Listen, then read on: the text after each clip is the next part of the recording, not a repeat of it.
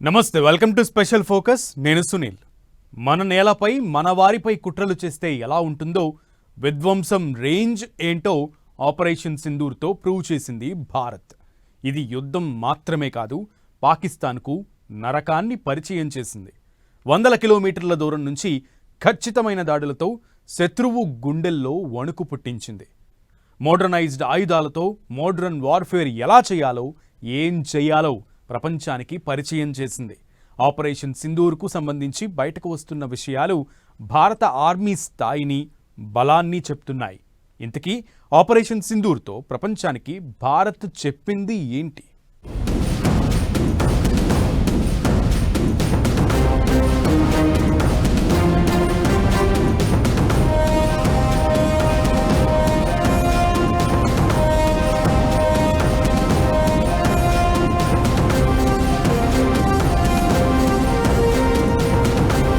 వందల కిలోమీటర్ల దూరం నుంచి అటాక్, పాక్ స్థావరాలపై ఖచ్చితమైన దాడులు, మోడర్న్ వార్ఫేర్ లో భారత్ అదుర్స్, భారత్ బలానికి సాక్ష్యంగా ఆపరేషన్ సింధూర్, ప్రపంచానికి తెలిసొచ్చిన భారత ఆర్మీ సత్తా. ఆపరేషన్ సింధూర్తో భారత్ సరికొత్త రికార్డ్. ఆపరేషన్ సింధూర్ రహస్యాలు ఏంటి? యుద్ధాలు మారుతున్నాయి, యుద్ధ రీతులు మారుతున్నాయి. మారుతున్న టెక్నాలజీకి అనుగుణంగా సత్తా చాటిన వాళ్లదే విజయం. అలాంటి దేశమే విజేత. ఇలాంటి విషయంలో టాప్ పని ప్రూవ్ చేసింది భారత్. మోడర్న్ వార్ఫేర్ లో ఏం చేయాలో, యుద్ధం ఎలా చేయాలో ప్రపంచానికి ప్రూవ్ చేసింది. భారత బలానికి, స్థాయికి ఆపరేషన్ సింధూర్ సాక్ష్యంగా నిలిచింది. పాకిస్తాన్పై దాడులతో సరికొత్త రికార్డులు క్రియేట్ చేసింది. పహల్గాం ఉగ్ర దాడి తర్వాత ఆపరేషన్ సింధూర్తో పాక్పై భారత్ విరుచుకుపడింది. దీంతో భారత్ సరికొత్త రికార్డును బద్దలు కొట్టింది. పాకిస్తాన్ వైమానిక దళానికి చెందిన 5 ఫైటర్ జెట్లు, ఒక భారీ విమానాన్ని కూల్చివేసినట్లు భారత వాయుసేన చీఫ్ తెలిపారు. విమానాన్ని 300 కిలోమీటర్ల దూరం నుంచి కూల్చివేసి ప్రపంచ రికార్డు సాధించినట్లు చెప్పారు. గతంలో ఏ దేశం కూడా ఇంత దూరం నుంచి గగనతల లక్ష్యాన్ని ఛేదించిన రికార్డులు లేవు. 2024లో రష్యాకు చెందిన ఒక నిఘా విమానాన్ని యుక్రెయిన్ కూల్చివేసింది. అయితే అది 200 కిలోమీటర్ల దూరంలో నుంచి. ఇప్పుడు ఆపరేషన్ సింధూర్లో భారత్ ఆ రికార్డుని బద్దలు కొట్టింది. ఈ ఘటన భారత స్థాయిని ప్రపంచానికి పరిచయం చేసింది.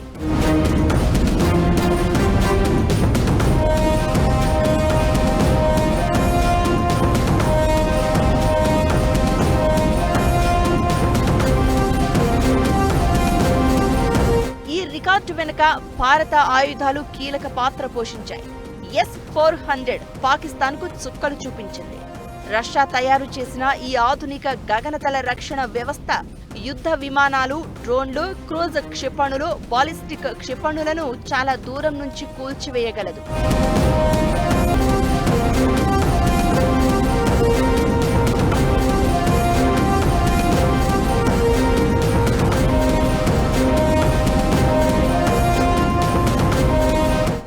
వ్యవస్థలో వాడే 40N6 క్షిపణి 400 కిలోమీటర్ల దూరం వరకు లక్ష్యాలను ఛేదించగలదు.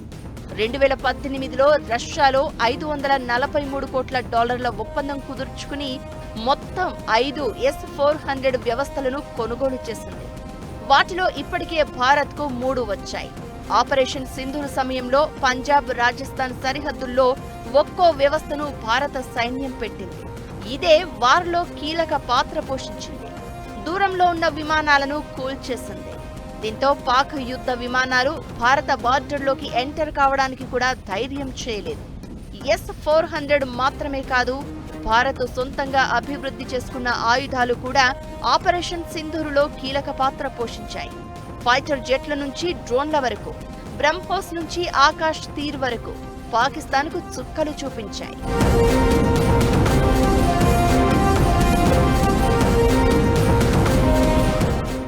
9 టెర్రరిస్టు స్థావరాలని, 18 పాకిస్తానీ ఎయిర్ ఫోర్స్ వాడే విమానాశ్రయాలని, అలాగే న్యూక్లియర్ స్టోరేజ్ ఫెసిలిటీస్ని మనం డ్యామేజ్ చేయడం జరిగింది.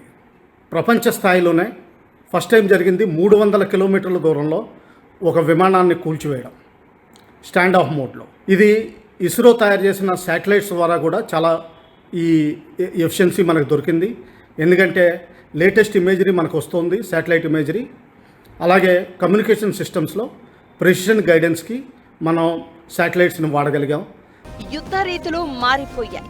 రక్తాలు చిందించడం మాత్రమే కాదు, టెక్నాలజీని ఉపయోగించి శత్రుదేశం ఆయువు పట్టును దెబ్బతీయడం కీలకం. మోడర్న్ ఆయుధాలు ఎవరి దగ్గర ఉంటే వాళ్లే విజేత. భారత్ ఇప్పుడు అలాంటి విన్నర్గా నిలిచింది. రక్షణ రంగంలో భారత్ సాధించిన స్వావలంబనకు ఆపరేషన్ సింధూర్ ఒక డిక్లరేషన్గా నిలిచింది. భారత్ వ్యూహాత్మక దూరదృష్టి, స్వదేశీ సాంకేతిక బలాలను ఈ ఆపరేషన్ ప్రపంచానికి చాటి చెప్పింది.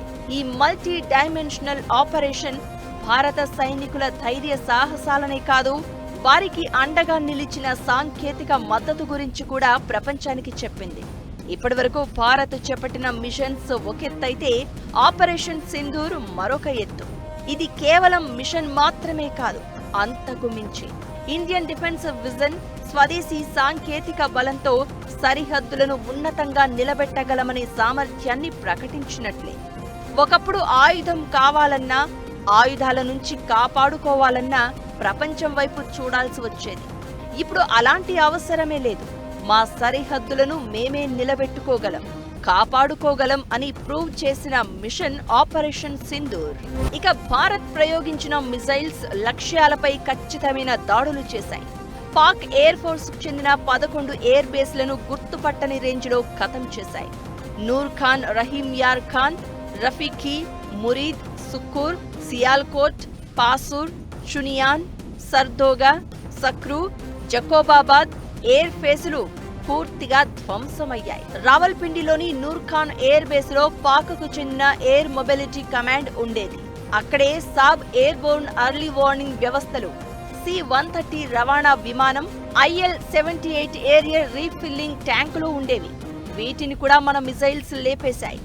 ఓవరాల్ గా ఆపరేషన్ సింధూరులో మన ఆయుధాలు, మన ఆర్మీ వ్యూహాలు పాక్కు నిద్రలేని రాత్రులను మిగిల్చాయి. ఆపరేషన్ సింధూరులో భారత్ పరాక్రమం గురించి చరిత్ర మాట్లాడుకోవడం గ్యారెంటీ. 4 రోజుల సైనిక చర్యతో భారత్ తన వ్యూహాత్మక లక్ష్యాలను సాధించింది, అధిగమించింది కూడా. ఉగ్రవాద స్థావరాలు, డ్రోన్ కోఆర్డినేషన్ సెంటర్లు, వైమానిక స్థావరాలు సహా పాక్లో ఏ లక్ష్యాన్ని అయినా ఛేదించగల సామర్థ్యాన్ని భారత్ ప్రదర్శించింది.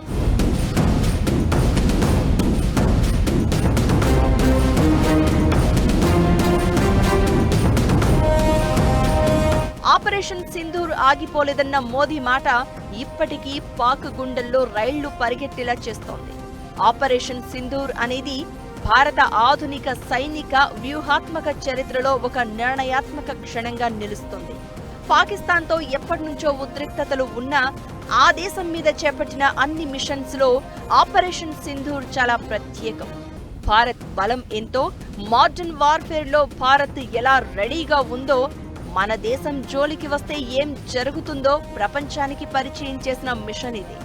ఆపరేషన్ సింధూర్ మిషన్ భారత్ను ప్రపంచ పటంపై ప్రత్యేకంగా నిలపడమే కాదు, మన డిఫెన్స్ ఉత్పత్తుల వైపు ప్రపంచం చూసేలా చేసింది.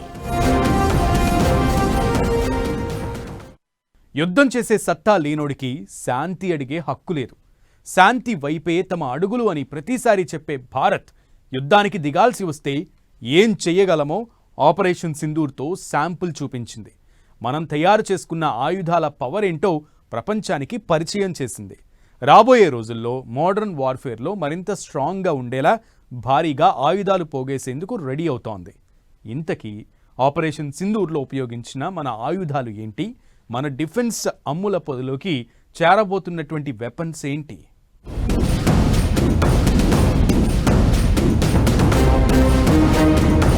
మోడర్న్ వార్ఫేర్ కు అనుగుణంగా మోడర్నైజేషన్. ఆపరేషన్ సింధూర్ తో తెలిసొచ్చిన మన ఆయుధ బలం, మన ఆయుధాల దెబ్బకి పాక్ గుండెల్లో వణుకు. మరిన్ని ఆయుధాలతో భారత డిఫెన్స్ అప్డేట్. కొత్తగా ఆయుధాలేంటి, వాటి ప్రత్యేకతలు ఏంటి? ఆపరేషన్ సింధూర్తో భారత్ ఆయుధ బలం ఏంటో ప్రపంచానికి తెలిసొచ్చింది. ఈ మిషన్తో స్వదేశీ టెక్నాలజీ వెపన్స్ ను ఎక్కువగా ఉపయోగించారు. స్వదేశీ తయారీ సెన్సార్లు, మానవరహిత ప్లాట్ఫామ్లు, సురక్షిత కమ్యూనికేషన్ నుంచి AI based support system, precision weapons వరకు ఆపరేషన్ సింధూర్లో కీలక పాత్ర పోషించాయి. ఉపరితలం నుంచి గగనతలానికి ప్రయోగించే ఆకాశ క్షిపణులు, ఉపరితలం నుంచి గగనతలానికి ప్రయోగించే mid range missiles, BrahMos supersonic cruise క్షిపణులు, D4 యాంటీ డ్రోన్ వ్యవస్థ, AWNC వైమానిక ముందస్తు హెచ్చరిక, నియంత్రణ వ్యవస్థ, ఆకాశ తీర్ వ్యవస్థ పనిచేశాయి. ఇవన్నీ DRDO అభివృద్ధి చేసినవి. తక్కువ ఎత్తులో రాడార్ కంటికి చిక్కకుండా ప్రయోగించే డ్రోన్ల నుంచి ఆకాశ మార్గంలో ప్రయోగించే క్షిపణులు, ఫైటర్ జెట్ల వరకు అన్నింటినీ భారత్ సమర్థవంతంగా ఎదుర్కోవడం ఒకెత్తైతే, సొంత శాటిలైట్ సమాచారంతో పక్కాగా నిక్కచ్చిగా శత్రు సైనిక ఉగ్రవాద స్థావరాలను గుర్తించి వాటిని మాత్రమే ధ్వంసం చేయడం భారత శక్తి సామర్థ్యాలకు మచ్చు తునకగా నిలిచాయి. బ్రహ్మోస్ పేరు తలుచుకుంటే పాక్కు ఇప్పటికీ చెమట్లు పడుతున్నాయి. పాక్ పై యుద్ధంలో బ్రహ్మోస్ ను ప్రపంచానికి పరిచయం చేసిన భారత్ మన వైపు వంకరగా చూస్తే ఎంత ప్రమాదమో సంకేతాలు పంపుతూనే ఆయుధ మార్కెట్కు మన సత్తాను పరిచయం చేసింది. దీంతో చాలా దేశాలు బ్రహ్మోస్ మీద మనసు పారేసుకుంటున్నాయి. బ్రహ్మోస్ మిజైల్ మన రక్షణ వ్యవస్థను బలోపేతం చేయడమే కాదు, మన బలాన్ని ప్రపంచానికి చాటి చెప్తోంది. ఇకటు మాడ్రన్ వార్ఫేర్ లో డ్రోన్లు కీలక పాత్ర పోషిస్తున్నాయి. దీంతో డ్రోన్ బలాన్ని భారీగా పెంచేందుకు భారత్ రెడీ అయింది. ఇప్పటికే Lakshya, Nishant, archer next generation, archer UAV, Trinetra, Rustom, Tapas పేరుతో భారీ డ్రోన్లను డెవలప్ చేస్తోంది. అయితే భవిష్యత్ అవసరాలకు సన్నద్ధం కావడంలో భాగంగా భారత సైన్యం ప్రత్యేక డ్రోన్ బెటాలియన్లను సిద్ధం చేయాలని నిర్ణయించింది. సైన్యానికి చెందిన ఆర్టిలరీ, ఇన్ఫెంట్రీ, ఆర్మడ్ డివిజన్లలో ఒక్కో డ్రోన్ యూనిట్ ను ఏర్పాటు చేసే ప్లాన్ చేస్తోంది. ఈ కొత్త యూనిట్లను ప్రత్యేకంగా పూర్తిగా డ్రోన్ కార్యకలాపాల కోసమే వాడనున్నారు. దీనికోసం డ్రోన్ల కార్యకలాపాలపై ఆర్మీ అధికారులకు ఉన్నత స్థాయి శిక్షణను ఇవ్వబోతున్నారు. భారత సైన్యాన్ని ఆధునీకరించి త్రివిధ దళాలతో కోఆర్డినేట్ చేసుకునే సమగ్ర ప్రణాళికలో భాగంగా డ్రోన్ బెటాలియన్ను ఏర్పాటు చేయాలని నిర్ణయించారు. ఆపరేషన్ సింధూర్ తర్వాత డ్రోన్లను కూడా యుద్ధ యూనిట్లుగా సైన్యంలో చేర్చడం భారత ఆర్మీ సమగ్ర వ్యూహంగా మారింది. గత 10 ఏళ్లలో ప్రపంచంలో జరిగిన అన్ని యుద్ధాల్లో డ్రోన్లు కీలక పాత్ర పోషించాయి. యుక్రెయిన్ రష్యా యుద్ధమైనా, అజర్బైజాన్లో వార్ అయినా, ఇజ్రాయిల్, లెబనాన్, ఇరాన్ మధ్య ఉద్రిక్తతల్లోనైనా డ్రోన్లను పెద్ద ఎత్తున వినియోగించారు. దీంతో రాబోయే రోజుల్లో డ్రోన్లు కీలకంగా మారబోతుండటంతో వాటి కోసం ప్రత్యేకంగా బ్రిగేడ్లను ఏర్పాటు చేయబోతున్నారు. బ్రిగేడ్ సైనికులకు నిఘా డ్రోన్, దాడి చేసే డ్రోన్ల ఆపరేటింగ్ పై ట్రైనింగ్ ఇస్తారు.